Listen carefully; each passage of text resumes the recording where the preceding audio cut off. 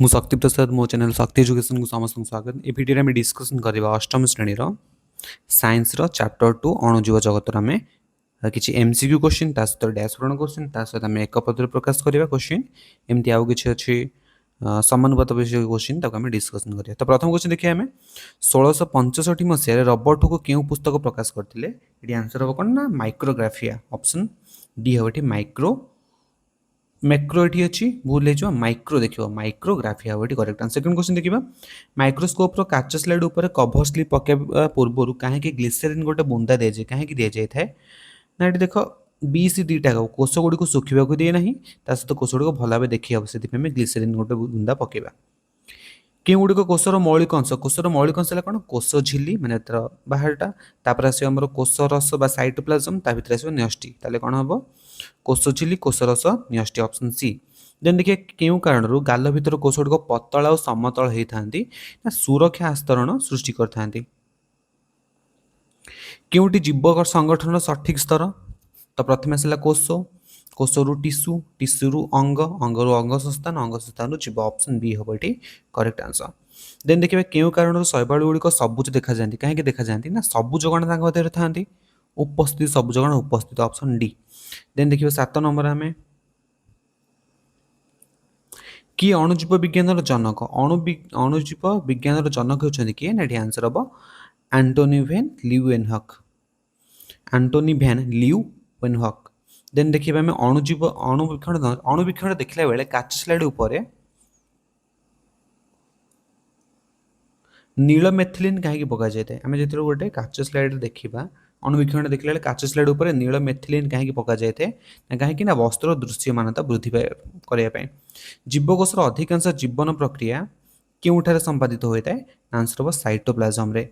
Then देखिए आम 10 number पाकस्थली मांसपेशी कोष गुड़िक क्यों कार्य करथांती पाकस्थली मांसपेशी कोष गुड़िक क्यों कार्य करथांती आंसर कौन ना पाचक रस अम्ल सृष्टि कर खाद्य को भांगी था पचाई था।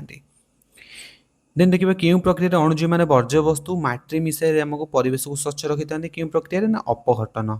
देन देखिए आम 12 नंबर क्यों अम्लर उपस्थिति दही को खटा करते आमर है कौन लैक्टिक एसिड दही लैक्टिक एसिड था जानते क्योंटी शैवाल स्पिरुलिना क्लोरोफिल डायटम फिम्पी कोटा गोटे नुहे ना फिम्पी हम ये करेक्ट आंसर। क्योंटी रसधान कार्य सब गुड़ा हम संरक्षण कर अदरकारी पदार्थ बाहर माने बाहर कर कोषर आकृति बजाय रखिए तेणुक समस्त हम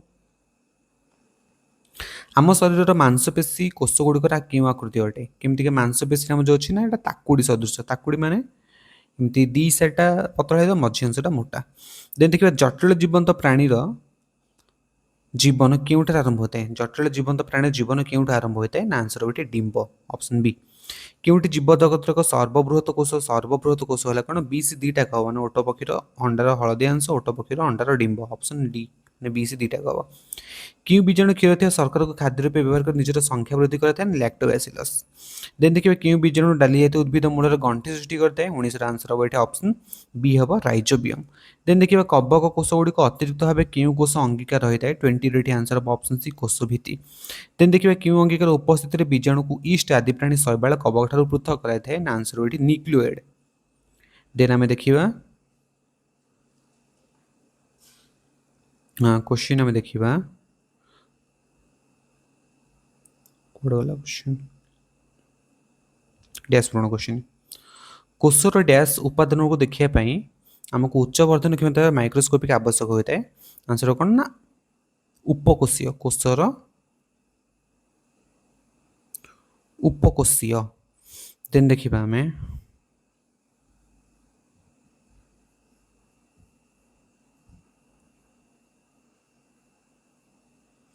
अणुजीव मान कोष गुड़िक डैश कोष झिली द्वारा आवृत हो रही है आंसर गोटे कोष झिली कोष झिली। देन देखिए 3 नंबर आम स्पिरुलिना शैवाल को डैश भाव में विवेचना करा जाए ना सुपर फूड इंग्लिश लिखिदे इजी हम मत सुपर फूड। देन देखिए डाली जातीय उद्भिद मूल थी गंठी को डैश कह जाए नोडुल नोड्यूल इंग्लिश रे नोडुल डैश बीजाणु क्षीर को दही परिणत करता है लैक्टोबैसिलस प्रोब्लेम हो लिखे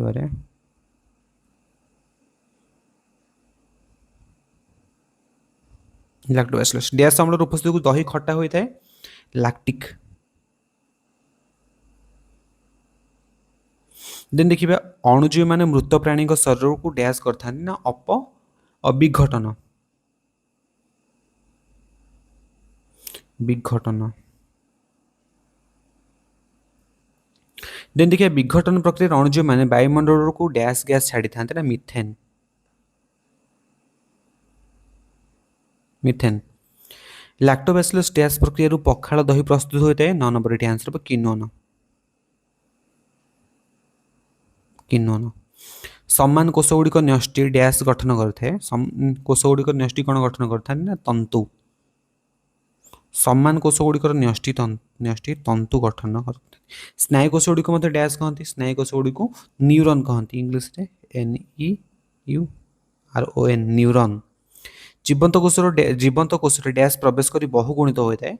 12 नंबर आसन भूताणु बा भाइरस इंग्लीश लिखि दूसरी सुविधा हो मते भाइरस बा भूताणु। अणुजीव माने वर्ज्य पदार्थ डैश करथांती कौन करथांती से माने पुनः चक्रण।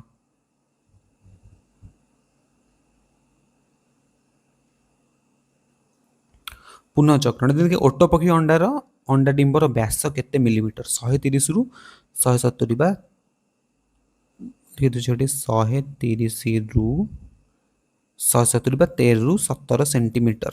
ये मिलीमीटर पचास तेणुक 13 रु 100 रु 170। एक अंग गठन पे विभिन्न प्रकार डैश संगठित होता है। अंग गठन पे कौन संगठित होता है ना टिश्यू। टिश्यू। जटिल जीवंत प्राणीर जीवन डैश रु आरंभ होता है। 16 आंसर हम कौन ना डिंब। देन देखिए उद्भिद जल परिवहन पर कोष गुड़िक डैश गठन करते। उद्भिद जल परिवहन पर कोष गुड़िक कौन गठन करते लंबा नली। लंबा नली। देन देखिए आम अनेक अंग एकाठी काम कर डैश गठन करते। 18 आंसर हम कौन ना अंग संस्था। अंग संस्था। मांसपेशी कोष गुड़िक डैश आकृतिर होता है। 19 आंसर हम ताकुड़ी। पूर्व आम कही एमसीक्यू ताकुड़ी सदृश। समस्त उद्भिद कोष गुड़िक डैश अंगीकार होता है। यहाँ कौन लबक। लबक रही है। डैश कोष अंगिका उद्भिद को शक्ति और सामर्थ्य जोगे थे। 21 आंसर हम ऑप्शन ऑप्शन तो नहीं ये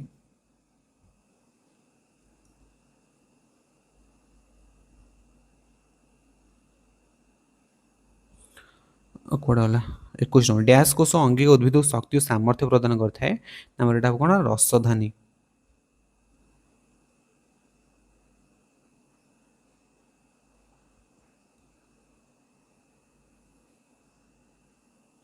जीवकोशर डैश समस्त कार्यकलाप को नियंत्रण करता है। 22 आंसर हम न्यष्टि। देन देखिए डैश कोष अन्य कोष ठारू पृथक करता है। कोष झिल्ली। कोषर बाहर आवरण बेसिकली क्वेश्चन तो कोष झिल्ली। उद्भिद कोष डैश उद्भिद को दृढ़ता शक्त प्रदान करता है। कोष भित्ति जोटा केवल उद्भिद कोष रही है। कोष भित्ति। पाकस्थली थे मांसपेशी कोष गुड़िक खाद्य को डैश कर साहाय्य करते। आंसर हम 25 ना मंथन। मंथन कर साहाय्य करते। आम बर्तमान गोटे पदर प्रकाश कर क्वेश्चन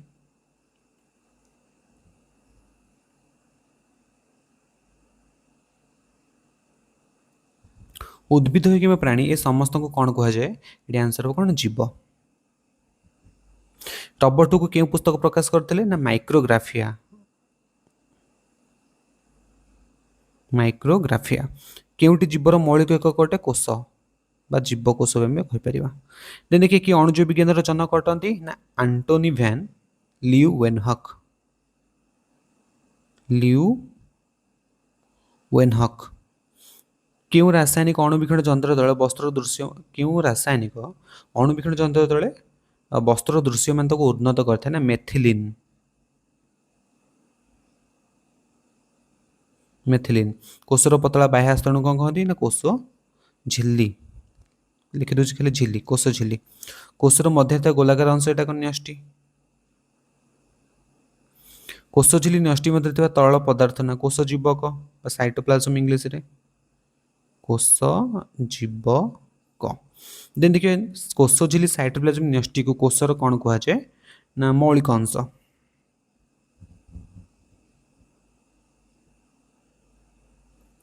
किछि कोषर अतिरिक्त बाह्य स्तर को आम कौन कह ना कोषभित्ति जोटा केवल थाए कौटी उद्भिद मानक कोष देखा जाए था। देन देखिए क्या द्वारा गोटे कोष अन्य पृथक होता है कोष झिल्ली। कोष झिल्ली अधिकांश जीवन प्रक्रिया केउठार होता है अधिकांश जीवन प्रक्रिया सब कौटी होता है ये आंसर हम कौन आमर 12 नंबर साइटोप्लाज्म बा कोष जीवक। कोष जीवक क्यों रसायन पियाज अंतस्तर को गोलाबी कर दे थाए ना ग्लिसरीन। ग्लिसरीन काच स्लाइड क्यों रासायनिक प्रयोग द्वारा सहजरे सुखी न थाए 14 आंसर हम ग्लिस सॉरी भूल करी 13 नंबरटा हमर पियाजर अंतस्तर को सफा कर दे कि ना साफ्रिन एटा हम साफ्रानिन।